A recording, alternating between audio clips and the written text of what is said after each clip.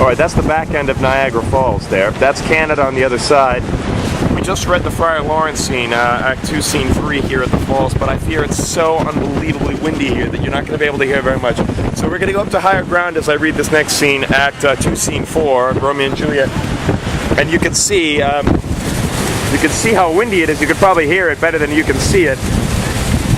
Because boy, I bet you're not hearing very much at all. So we're gonna walk up, and I'm going to show you some of this other park here while we read Act 2, Scene 4.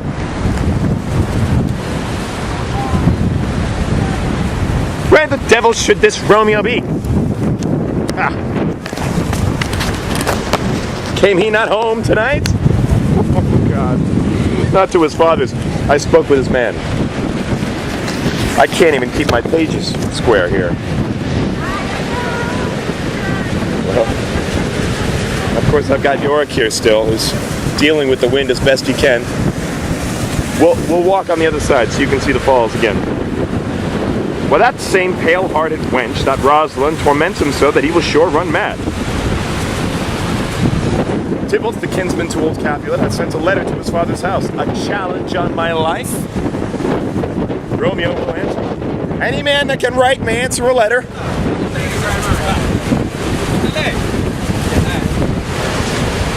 Nay, he will answer the letter's master how he dares, being dared.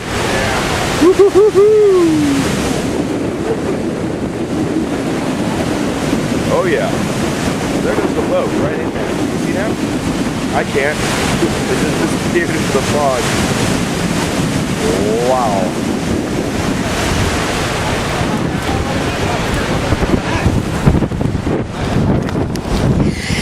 Alas, poor Romeo, he is already dead. Come on. God. Stabbed with a white wench's black eye, run through the ear with a love song, the very pit of his heart cleft with the blind bow boy's butt shaft. Is he a man to encounter Tybalt? Tybalt? Huh? Ah. Oh boy. Why, what's Tybalt? More than Prince of Cats, oh, he is the courageous captain of compliments. He fights as you sing trick song, keeps time, distance, and proportion. He rests his minim rests. 1, 2, and the third in your bosom, the very butcher of a silk button. A duelist, a gentleman of the very first house, the first and the second cause. Ah, the immortal passado, the punto reverso, the hey, the what? The pox of such antic lisping affecting fantasines. These new tuners of accent. By Jesu, a very good blade, a very tall man, a very good whore. Why, is not this a lamentable thing, grandsire, that we should be thus afflicted with these strange flies, these fashion mongers, these pardon me's, who stand so much on the new form that they cannot sit at ease on the old bench? Oh, their bones, their bones.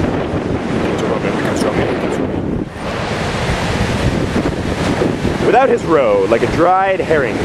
O flesh, how art thou fishified? Now is he for the numbers that Petrarch flowed in.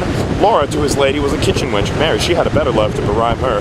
Dido, a dowdy. Cleopatra, a gypsy. Helen and Hero, hildings and harlots. Thisbe, a grey eye or so. But not to the purpose. Signor Romeo, also. There's a French salutation to your French slop. You gave us the counterfeit fairly last night. Oh, good morrow to you both. What counterfeit did I give you? The slip, sir, the slip. Can you not conceive? Pardon, good Mercutio, my business was great. And in such a case as mine, a man may strain courtesy. That's as much as to say, such a case as yours constrains a man to bow in the hands. Meaning to curtsy. Thou hast most kindly hit it. The most courteous exposition. Nay, I am the very pink of courtesy. Pink for flower. Right. What? Then is my pump well flowered?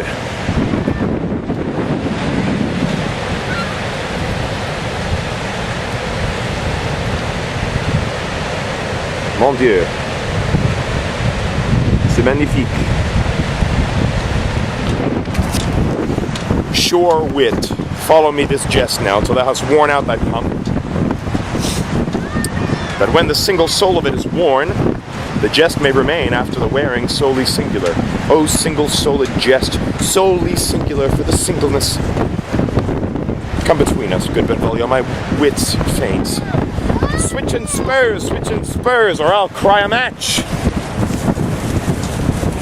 Nay, if our wits run the wild goose chase, I am done, for thou hast more of the wild goose in one of thy wits, and than I am sure I have in my whole 5. Was I with you there for the goose? Thou wast never with me for anything, for when thou wast not there for the goose, I will bite thee by the ear for that jest. What's up, man? Cheers, matey. You know any Shakespeare? No. Oh, I know Shakespeare, but I don't know anything. Any lines? To be or not to be? No. But soft what light through yonder window breaks? Nothing, man. Alright. Cheers, mate. Peace out.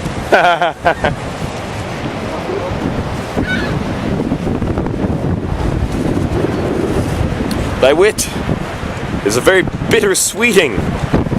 It is a most sharp sauce.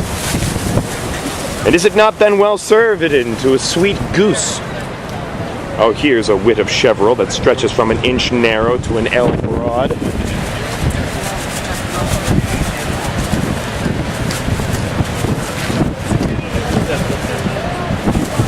I stretch it out for that word broad, which, added to the goose, proves thee far and wide and a broad goose. Why, is not this better now than groaning for love? Now art thou sociable, now art thou Romeo. Now art thou what thou art, by art as well as by nature. For this driveling love is like a great natural that runs lolling up and down to hide his bauble in a hole.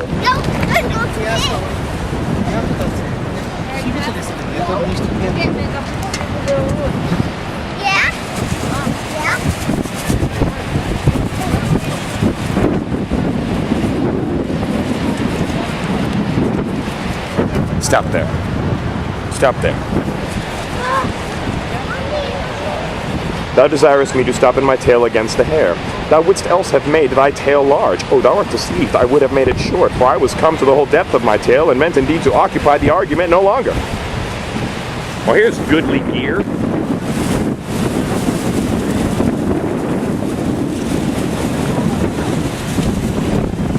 Enter the nurse, and her man Peter. Peter, my favorite role of the play. Turn the page, Bill, turn the page with 2 fingers and the wind. Sorry, viewers. A sail, a sail! Two, a shirt and a smock. Peter, anon, my fan, Peter. Peter, my fan. Good Peter, to hide her face. For her fans the fairer face. God ye good morrow, gentlemen. God ye good e'en, good gentlewoman. Is it good e'en? 'Tis no less, I tell you, for the body hand of the dial is now upon the prick of noon.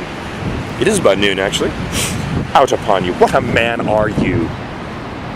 One gentlewoman that God hath made himself to mar. By my troth, it is well said, for himself to mar, quoth. Gentlemen, can any of you tell me where I may find the young Romeo? I can tell you, but young Romeo will be older when you have found him than he was when you saw him. I am the youngest of that name, for fault but worse. You say well. Yea, is the worst well? Very well, took a faith. Wisely, wisely. If you be he, sir, I desire some confidence with you. If you be he, sir, I desire some confidence with you. She will indict him to some supper. A bod. So ho. What hast thou found? No hare, sir, unless a hare, sir, in a Lenten pie, that is something stale and whore ere it be spent. Hey, an old hare whore, and an old hare whore is very good meat in Lent, but a hare that is whore is too much for a score when an whore is ere it be spent. Romeo, will you come to your father's to dinner tomorrow? I will follow you.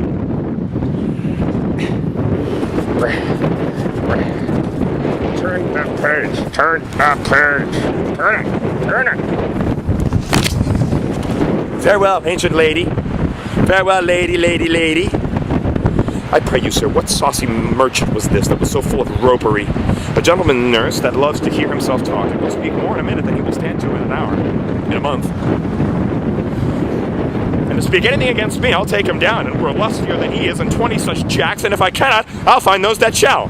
Scurvy knave. I am none of his flirt gills, I am none of his skein mates. And thou must stand by too and suffer every knave to use me at his pleasure. I saw no man use you at his pleasure. If I had, my weapon should have quickly been out. I warned you, I dare draw as soon as another man if I see occasion and a good quarrel and the law on my side.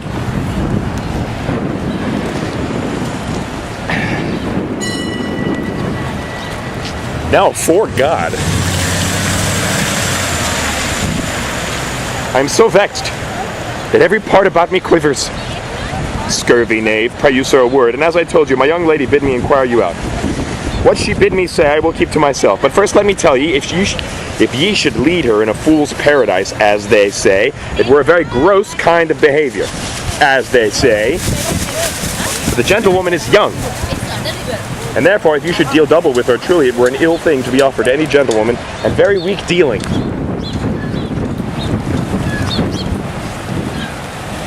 Nurse, commend me to thy lady and mistress. I protest unto thee, good heart and a faith, I will tell her as much. Lord, Lord, she will be a joyful woman. We've got a couple of them. Hi guys. Don't fly away. I'm not scary. Who planted all these pretty flowers? There's another one.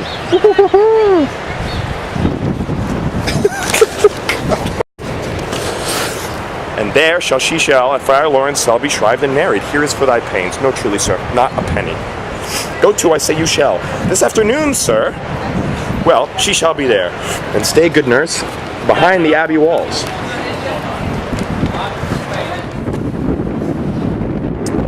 Within this hour,